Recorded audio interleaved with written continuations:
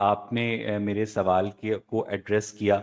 اب ظاہر ہے کہ میں نے آج کی لائیو سٹریم کا ٹاپک ہی یہی رکھا ہوا ہے. تو سلمان عارف صاحب، آپ کے جواب کے بعد میرے ذہن میں کچھ سوالات پیدا ہوئے ہیں، جی اور وہ یہ ہیں سلمان عارف بھائی کہ آپ یہ کہہ رہے ہیں کہ حضور صلی اللہ علیہ وآلہ وسلم کے پاس وقت کم تھا.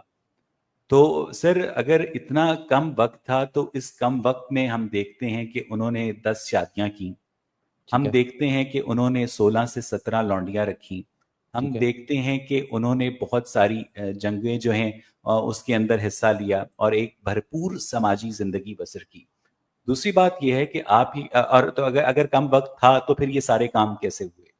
اور ان میں کتاب بھی مرتب کی جا سکتی تھی. اور اگر کتاب مرتب کروانا مقصود نہیں تھا، صرف میسج لوگوں تک پہنچانا مقصود تھا، تو حضور کی کیا پلاننگ تھی کہ ان کی وفات کے بعد ان کا کلام ان کے اللہ کا کلام جو ہے وہ انٹیکٹ حالت میں، غیر تحریف شدہ حالت میں کیسے ازبکستان کے لوگوں تک پہنچے گا، کیسے پاکستان کے خطے یعنی بر صغیر تک پہنچے گا، کیسے جب دنیا میں یہ پیغام جائے گا اللہ تعالیٰ کا تو وہ کسی نہ کسی کتابی شکل میں تو مرتب ہونا چاہیے تھا نا.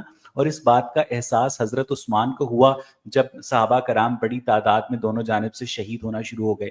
تو جس بات کا احساس حضرت عثمان کو ہو گیا کہ قرآن مجید کو کتابی شکل میں مرتب کروانا بہت ضروری ہے، اور جس بات کا احساس حجاج بن یوسف کو ہوا 8ویں صدی عیسوی کے شروع میں کہ اس کے اوپر آراب لگوانا بھی ضروری ہے، تو اس بات کا احساس پیغمبر اسلام کو کیوں نہیں ہوا سلمان صاحب؟